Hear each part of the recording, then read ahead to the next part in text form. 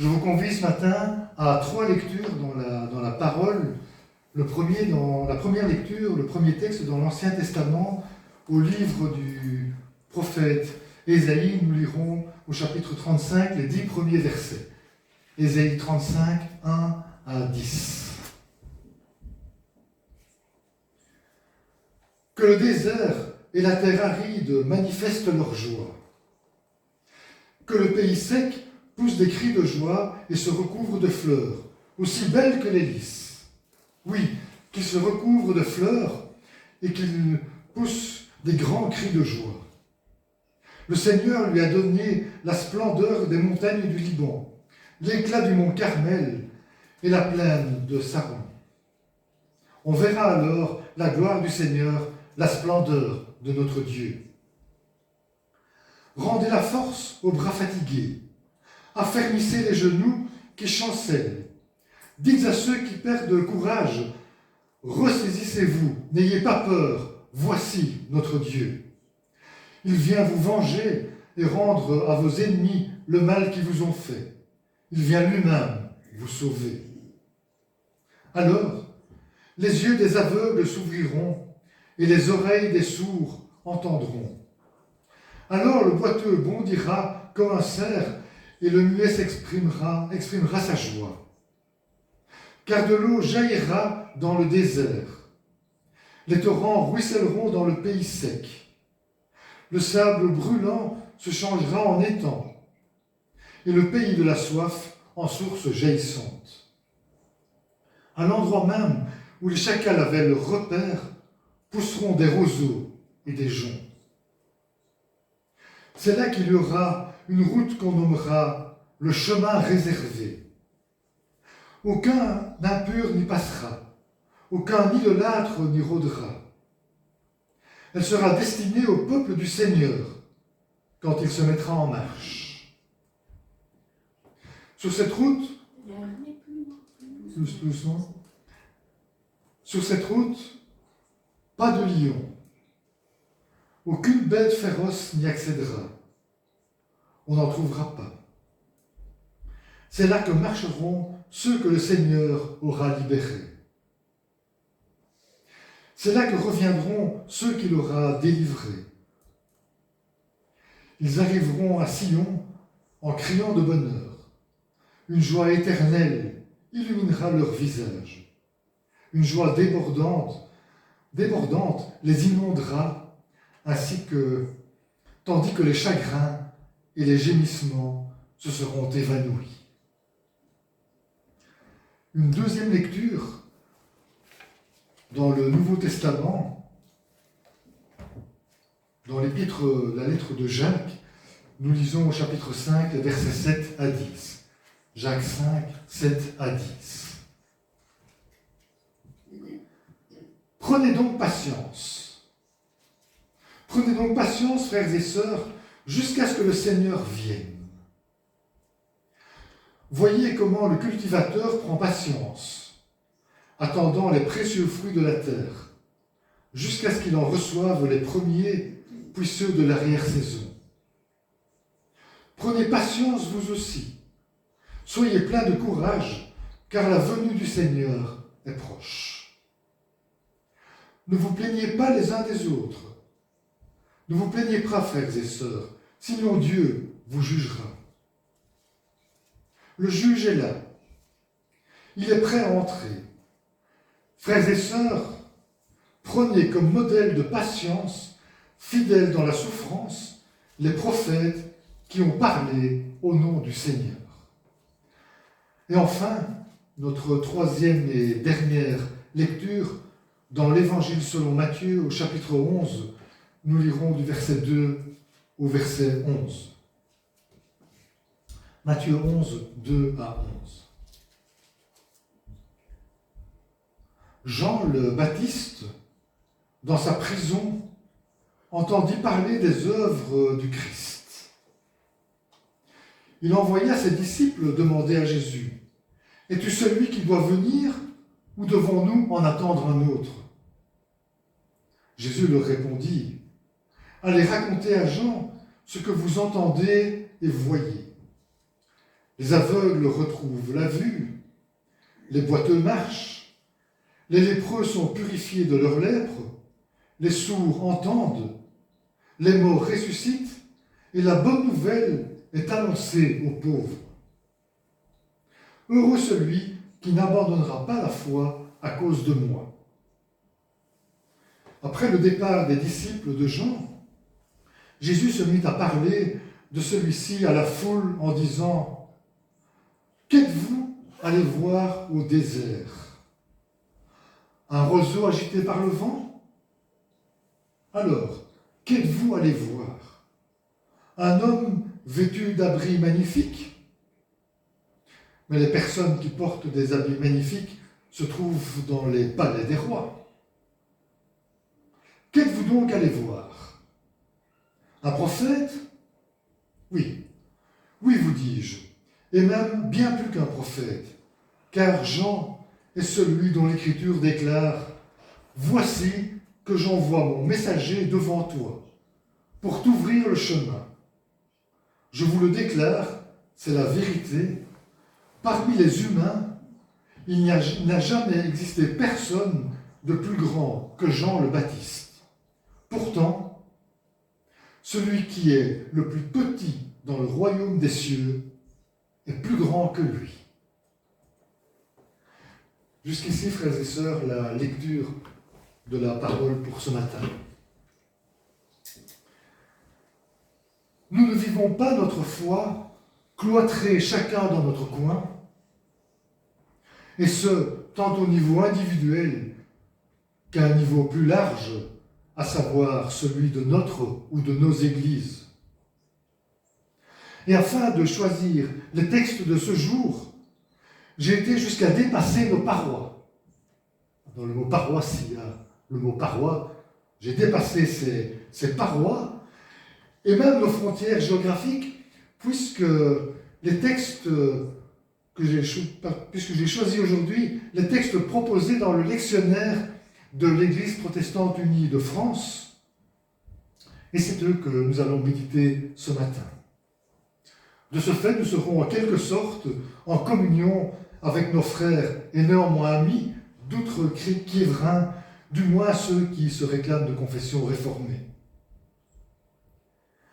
N'étant moi-même ni hébraïsant ni hellénisant, je suis malheureusement incapable de lire l'hébreu, et mes notions de grec sont indigentes et bien lointaines. C'est donc dans diverses traductions françaises que j'ai eu le bonheur de visiter les 3 textes proposés pour ce 3e dimanche de l'Avent. Je me permets ici une petite digression. Le pasteur Jean-Marie Thomas, il y a une quinzaine de jours, nous en a touché un mot.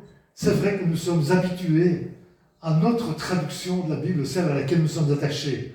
Moi-même, j'ai été biberonné à la seconde 1910 que j'ai lu pendant des années, je dirais même des dizaines d'années. Mais il existe d'autres traductions. Et il est parfois intéressant de les mettre en perspective, de lire un même texte dans une traduction et dans une autre. Alors rassurez-vous, toutes nos Bibles racontent la même chose, mais avec d'autres mots, d'autres tournures de phrases, et parfois, en lisant un texte dans une traduction à laquelle nous ne sommes pas habitués, on dit « Tiens, à ça, je n'ai pas pensé », parce que le traducteur met en avant plutôt une chose plutôt qu'une autre, ou emploie un mot qui nous touche peut-être plus qu'un autre. Et puis, n'oublions pas non plus que nos Bibles sont des traductions, et vous connaissez tous cet adage. Yann, c'est vraiment trop vite, Rebecca, c'est pas suivre celui-là. Vous connaissez tous cet adage, traduire, c'est trahir. Donc, il est bon parfois de mettre en perspective plusieurs traductions bibliques.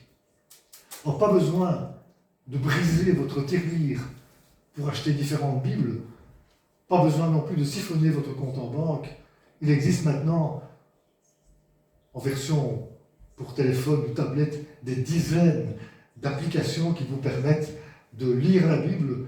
J'en possède même une. Je mets ma tablette en format horizontal et je peux lire le même texte dans 2 traductions différentes en parallèle. C'est extrêmement enrichissant. Ce n'est pas le texte lui-même qui est important, mais le message que la Bible nous apporte. Et c'est ça que l'on doit vraiment, c'est de cela dont nous devons vraiment nous nourrir. Les textes de ce matin sont du reste classiques, des classiques souvent lus et médités en cette période de l'Avent. Et à la lecture de ces 3 passages, 3 mots me sont d'emblée venus à l'esprit, chacun lié à un des textes. Et ces 3 mots sont joie, lié au texte d'Ésaïe, patience, lié au texte de Jacques, et messager, lié au texte de l'Évangile selon Matthieu. Et nous le verrons, ces 3 textes, ces 3 mots-clés, appelons-les ainsi, ne surgissent pas du hasard et ne sont pas sans lien les uns avec les autres. C'est ce à quoi je vous invite de méditer ce matin. Avant Adventus, quelque chose va arriver, quelque chose va advenir. Et ce quelque chose est joyeux, nous appelle à la joie. Oh, il y a bien sûr l'approche de la fête de Noël, occasion de retrouvailles, de ripailles, d'échanges de présents. Nous sommes majoritairement joyeux à la perspective des festivités qui s'annoncent. Nos cités, nos maisons sont décorées et illuminées. Tout cela invite, plus ou moins artificiellement parfois, à la joie. C'est à dessein que je fais usage des termes majoritairement et artificiellement, car la période qui s'annonce n'est pas nécessairement joyeuse pour tous.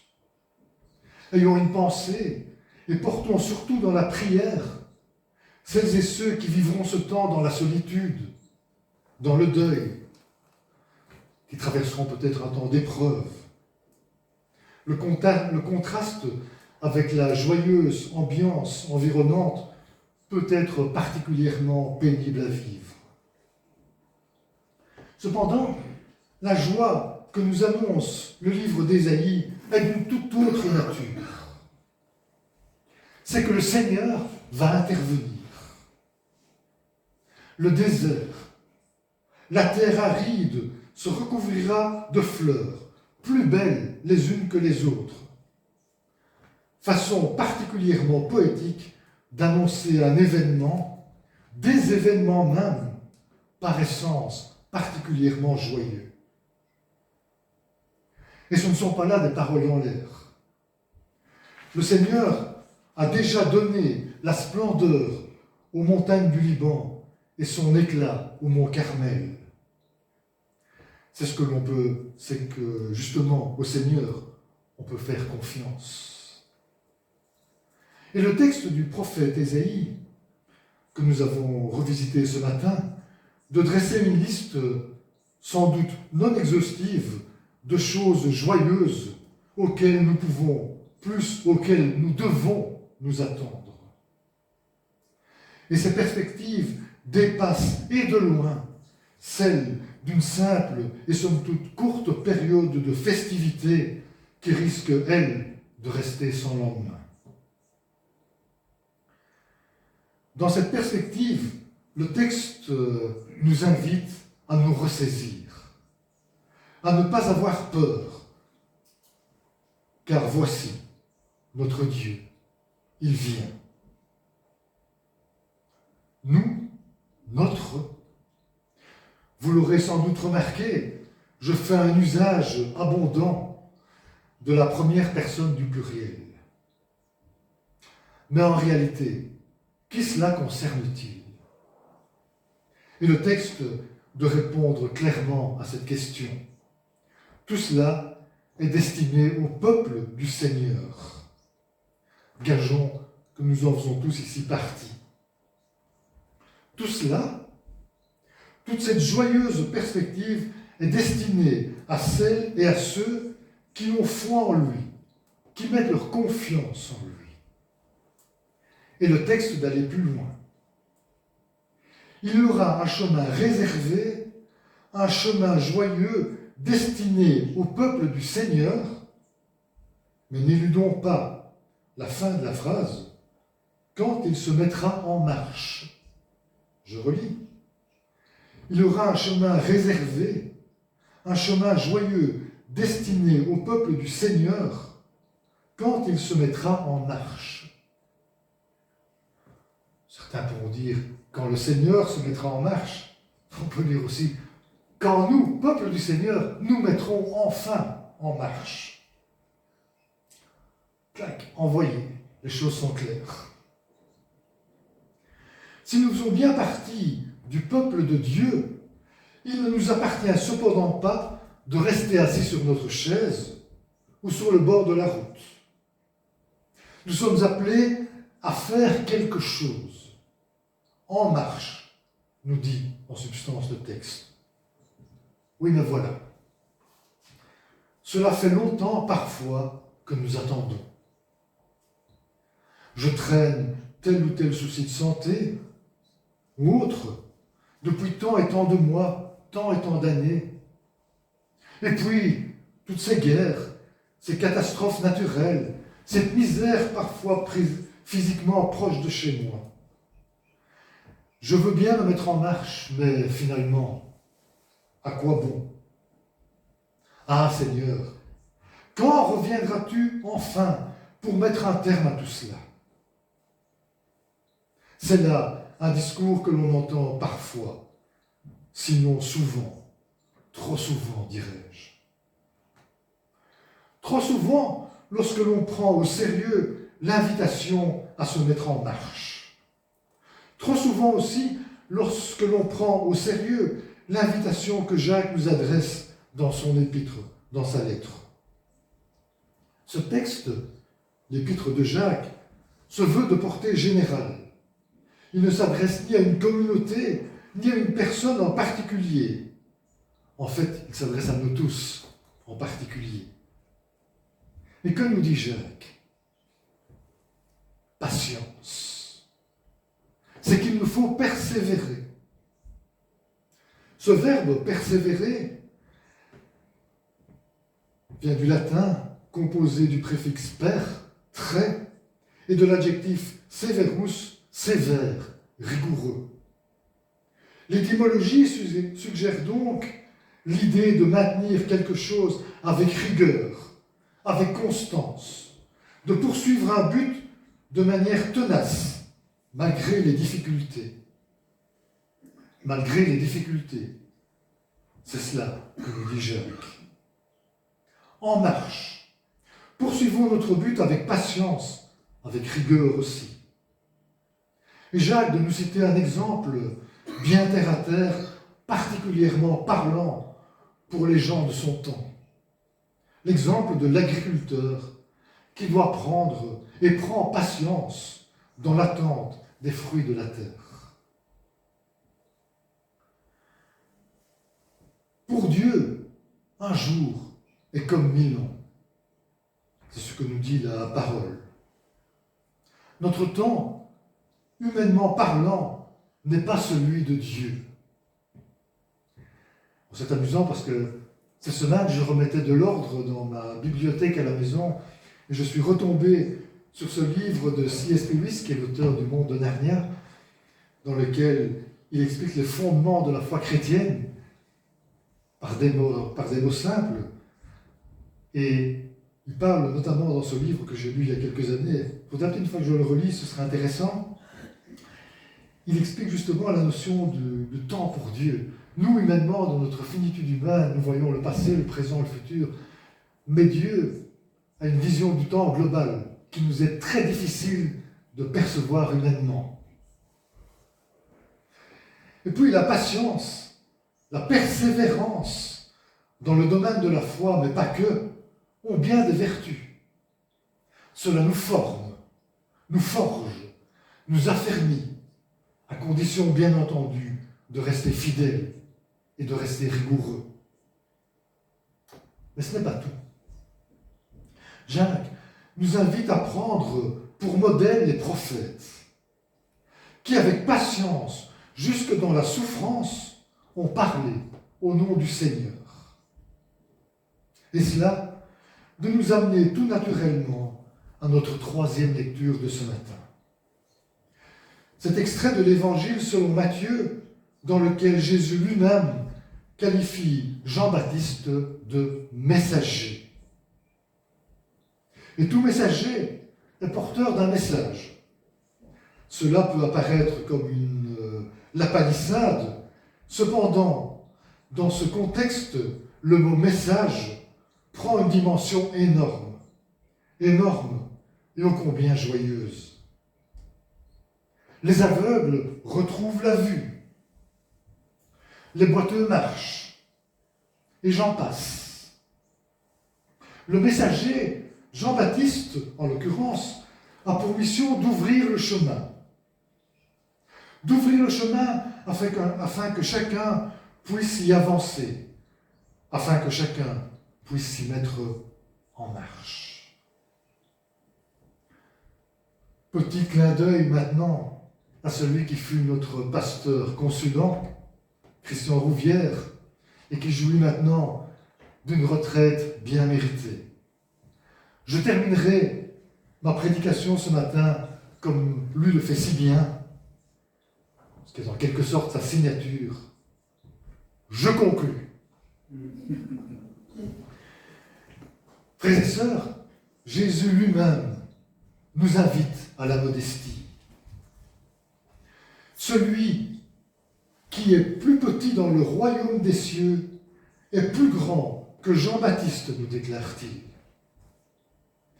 Nous sommes pourtant tous appelés à être des petits Jean-Baptiste, des messagers. Et le message qu'il nous appartient d'annoncer est de nature particulièrement joyeuse. Le Sauveur est là. Il nous a été donné. Il reviendra. Malgré, surtout dans notre monde qui semble ne pas tourner rond, ne devons-nous pas apprendre la patience et la persévérance? En ce temps de Noël, ne nous appartient-il pas de diffuser une vraie bonne nouvelle et de la diffuser dans les cercles que nous fréquentons, et nous ne fréquentons pas que des cercles chrétiens? Profitons donc de ce temps pour annoncer le vrai message, le message joyeux de Noël. Un sauveur nous est donné. Cela va plus loin, beaucoup plus loin que les images parfois un peu mielleuses circulant en cette période de l'année. Paix sur la terre, et j'en passe. Même modestement, ne sommes-nous pas tous appelés à être des messagers patients, persévérants et remplis de joie? En marche. Mais pour être efficace, n'oublions pas d'adapter notre langage à nos interlocuteurs. Nous sommes des usagers du patois de Canaan. Nous aimons parler de rémission des péchés, etc. Mais quand nous commençons, je ne cite qu'un exemple parmi une multitude d'autres, mais quand nous employons ce vocabulaire avec des personnes qui ne connaissent pas la foi, ou qui ne sont pas comme nous, dans la foi, eh bien nous passons soit pour des illuminés, oh, tu viens encore avec tes bondieuseries, soit cause toujours. Alors, ça ne nous atteint pas, ça ne nous touche pas, mais c'est dommage, parce que nous sommes inefficaces. Peut-être à nous de réfléchir et à faire preuve de pédagogie. Bon, j'ai fait ça pendant plus de 40 ans, j'ai un peu l'habitude, mais de pouvoir, entre guillemets, vulgariser, expliquer peut-être à celles et ceux qui nous entourent, dans nos cercles d'amis et autres, et bien voilà, quel est le vrai message de Noël? Qu'est-ce que ça veut dire? Un sauveur nous est donné. Expliquer qu'il y a ce qu'il y a derrière ce concept, ce ne sont pas que des paroles ou de beaux cantiques ou de beaux chants que l'on entend pendant la deuxième quinzaine de décembre et qui disparaissent. Non, il y a quelque chose là derrière que nous devons transmettre, un message que nous devons faire passer. En marche, quand bien même nous semblons nager à contre-courant. Frères et sœurs, dans la joie et avec patience, soyons de ces messagers modestes, mais rigoureux et persévérants.